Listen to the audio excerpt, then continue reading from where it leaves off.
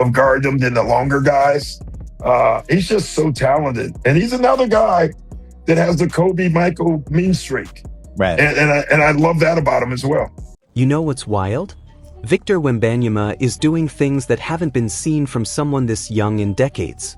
And it got so insane that even Michael Jordan had to break his silence. But here's what nobody's really talking about. It's not just MJ watching anymore. There are whispers coming out of NBA circles about how many players are quietly picking Wemby over LeBron in conversations behind closed doors. This is some of the most fascinating stuff to leak from the league in years.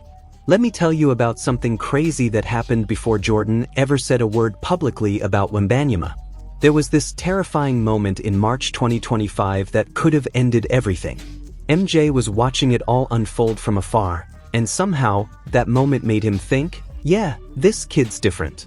So picture this, March 2025.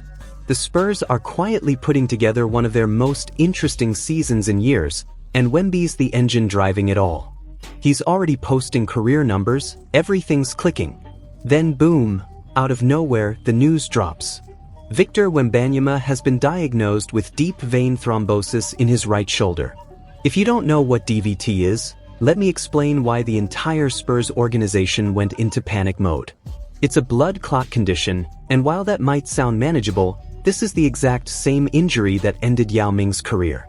Yao, who at his absolute peak was genuinely one of the 5 most dominant forces in basketball, never recovered. His body just couldn't handle it. Bill Walton, who many consider one of the greatest centers ever, had his entire career destroyed by this condition.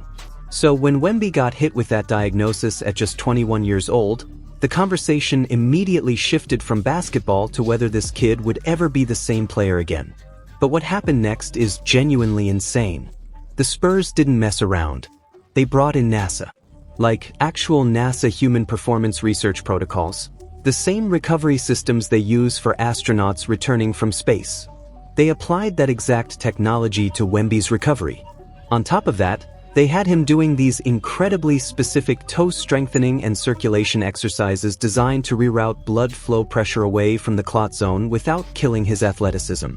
This dude's sitting there doing foot resistance band work while being monitored by equipment that belongs in a space shuttle. And through all of it, Wemby said nothing. No complaints, no dramatic social media posts, no pray for me content. He just worked. When he came back, he returned faster than any medical timeline projected. And he looked angrier on the court than before the injury, which should have been a warning sign for the rest of the league that this guy was about to become a serious problem. According to people close to Jordan, MJ was watching all of this and told his inner circle that it reminded him of himself. Not the talent or the stats, the resilience. The fact that this kid got handed one of the scariest diagnoses a basketball player can receive and instead of shrinking, came back stronger. And if you think that's just Jordan being generous, wait until you hear what he said about Wemby's mentality. Listen, if you think MJ was just impressed by a 7'4" dude who can shoot, you've been watching the wrong sport. Jordan doesn't care about your vertical or wingspan. He cares about your dedication when nobody's watching. What Mike saw in Wemby during that 2026 comeback wasn't just a player returning from a blood clot. He saw a kid who had officially entered his villain era. This is where the nice, humble French kid we saw at the draft died.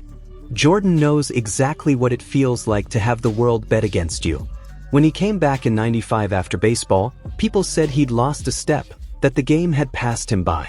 Fast forward to 2026, and Victor was hearing the exact same garbage. Charles Barkley, who's been a professional Wemby critic since day one, was basically saying the skinny kid was done.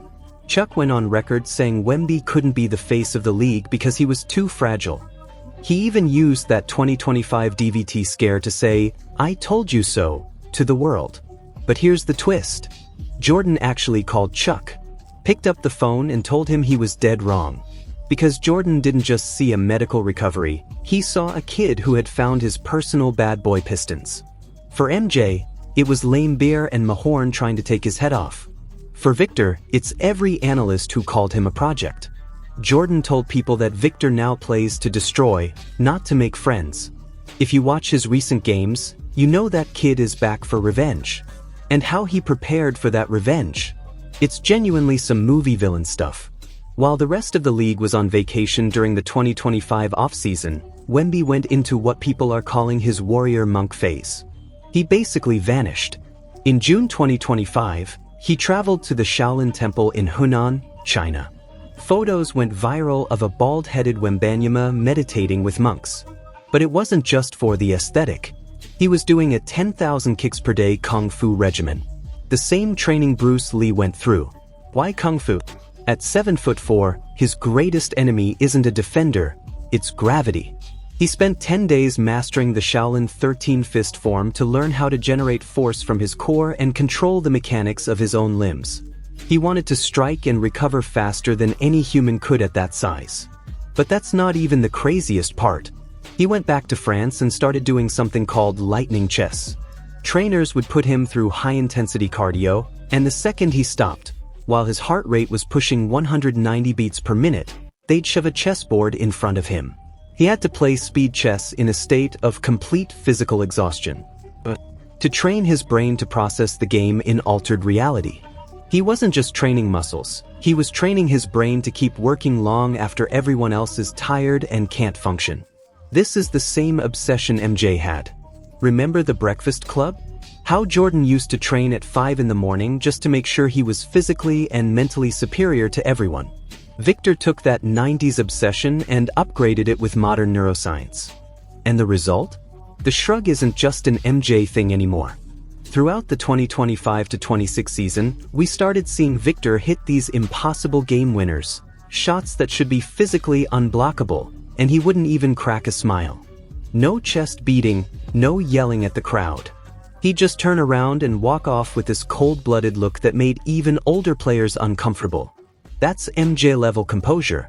Doc Rivers actually admitted recently that coaches are now terrified because Victor has officially developed that Kobe and Michael mean streak.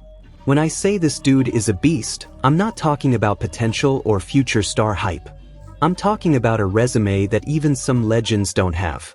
Want to know why the entire league is panicking?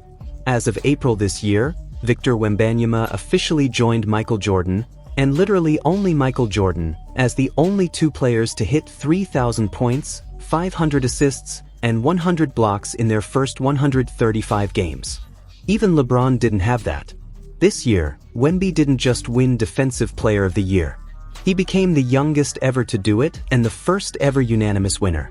Not a single voter could look at the tape and say someone else was even close. On February 23, 2024, while most rookies were still figuring out the best post-game spots, Wemby became the youngest player in history to record a 5x5 against the Lakers.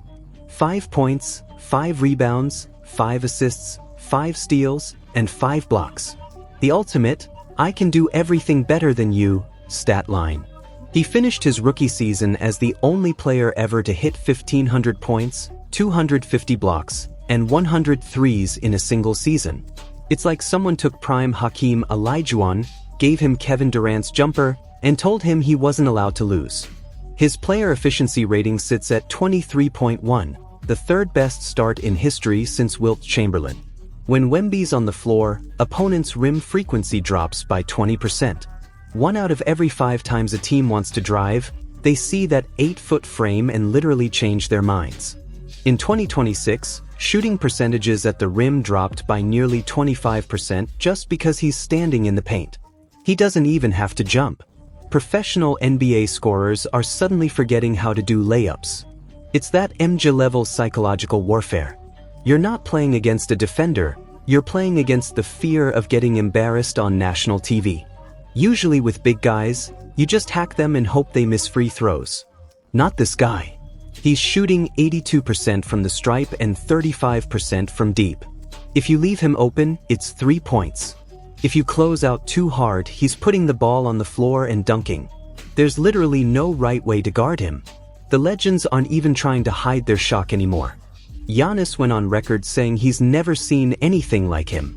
Coming from a guy who's basically a 7-foot freight train himself, that's saying something. Even Shaq admitted he's a whole different breed. For Shaq to give a big man his flowers without a "back in my day" attached, that's how you know things are different. So what happens next? What happens when the best rim protector in history is also the most dangerous transition ball handler on the floor? We're entering an era that looks nothing like anything we've seen.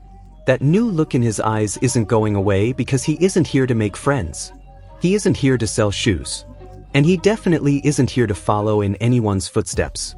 If you're still betting against him after everything, you're essentially betting against MJ's instincts and NASA's science. According to Michael Jordan, we haven't even seen the scariest part yet. Because if you thought this villain era was a problem, you aren't ready for what comes after the first ring.